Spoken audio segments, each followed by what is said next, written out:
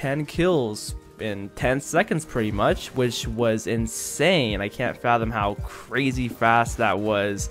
A kill chain in just 10 seconds. That was crazy. But that clip is obviously not mine, it's VegasPenguin's. So guys, go ahead and check him out. Definitely check his Twitter out and his YouTube channel out down below the description.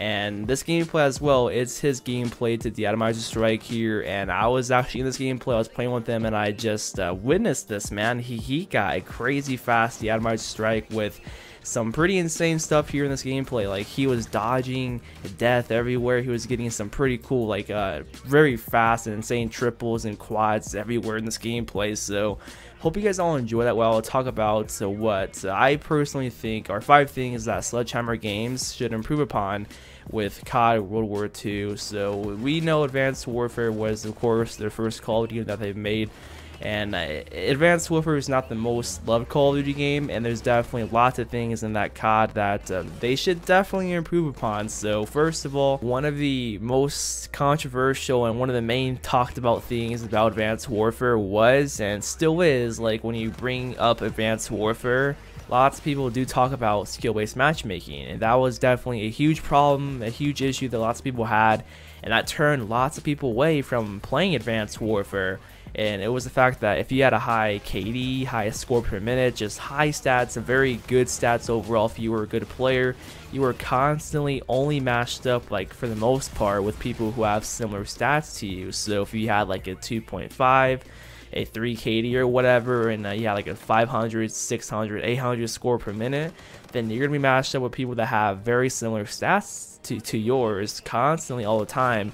And people were saying and arguing, why is skill-based matchmaking in pubs when there's ranked play to play for a competitive environment? And I definitely agree with that. Like, I personally think skill-based matchmaking should be in Call of Duty, but it shouldn't be like, there should be a middle ground to it. It shouldn't be so heavy and so like sweaty, I guess that's the term, you know, in pubs, because I think pubs is made to have fun, of course, and if you want to take it very seriously, then go to ranked play that. So I think there should be an in-between. It should be fair. That's what it should be. It should be fair. It shouldn't be too strong.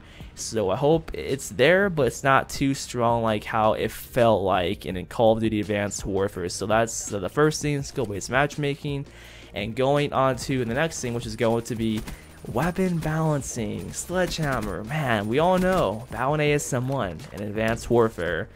Those things were used every single game. The Speakeasy, the Obsidian Seed, and really no one seemed to use any other weapon when there actually were lots of guns to use in that game that were pretty fun. Weapons from the Pytac, the Mellow, the HBR, the IMR. There's a lot of underrated and underused weapons in AW.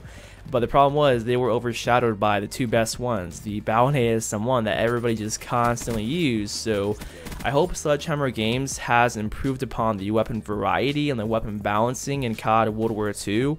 Hope it's all good, hope it's all great, because weapon balancing in every single Call of Duty game is the most important thing other than maps in a Call of Duty game. Like, that makes or breaks the COD, same with maps, okay? So I just really hope COD World War II does a great job with weapon balancing. You know, the era is World War II, of course, and there's definitely lots of interesting and unique weapons during that time era. So I don't know, maybe it'll be great. We'll just have to find out during the beta, of course. We'll see how it is there, and then of course at launch we'll have a good understanding of what's OP and what's not and all that good stuff. So Sledgehammer Games, please, I hope no one's gonna be using only the Thompson and be calling out the ASM1, man. Hope it's all good. So the next thing is going to be weapon variants. So they're coming to COD World War II, but it's going to be only cosmetic. So you're gonna have, just think of it as weapon kits from Modern Warfare Remastered. It's going to just change the look of your weapon, and that is it.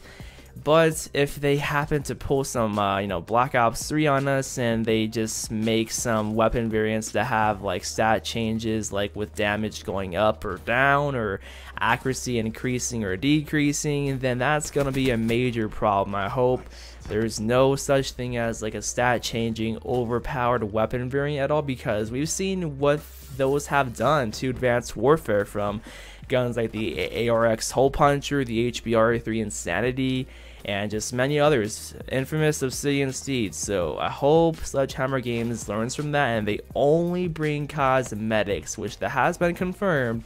It's cosmetics for weapon variants, but we never know. So I hope they just don't bring stat changing variants. So one thing that's pretty cool that we all could agree on and what's pretty fun having all the time is brand new weapons. But what's not fun is having them behind supply drops, like how Black Ops 3 had them. So I seriously hope Sledgehammer Games improves upon this from Advanced Warfare, because if you remember, every single new weapon from what I can remember, or just some of the weapons, some of them, guns like the Ohm and the AE4 and the M1 Irons, they were actually free or came with map packs. But guns like the AK-47, the STG, the MP40, the Sten, and I can just name a whole lot more, those were only behind supply drops. So please, Sledgehammer Games, improve upon this, go the Infinite Warfare route, follow what Infinity Ward is doing, and have us complete a simple challenge to unlock a new DLC weapon, or just by simply owning the season pass to have access to new weapons to the game whenever they come out. So I think we all can agree on that.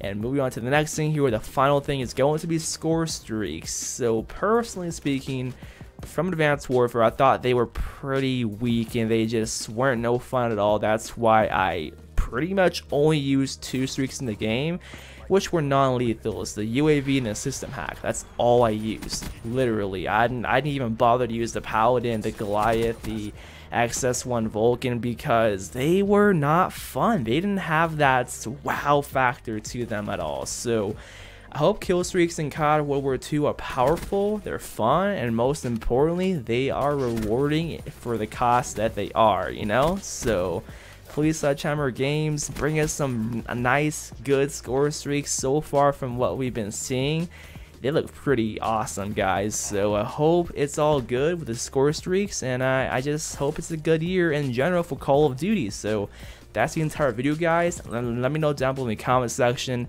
what are 5 things, or just what are some things that you want to see in COD World War II, or just what do you want to see improved upon from Advanced Warfare and COD World War II. So thanks for watching, and I'll see you on the next one. Remember, check out VegasPenguin's Twitter and YouTube channel. They'll be linked down below in the description. Thanks for him, letting me his gameplay, and I'll see you on the next one. Peace.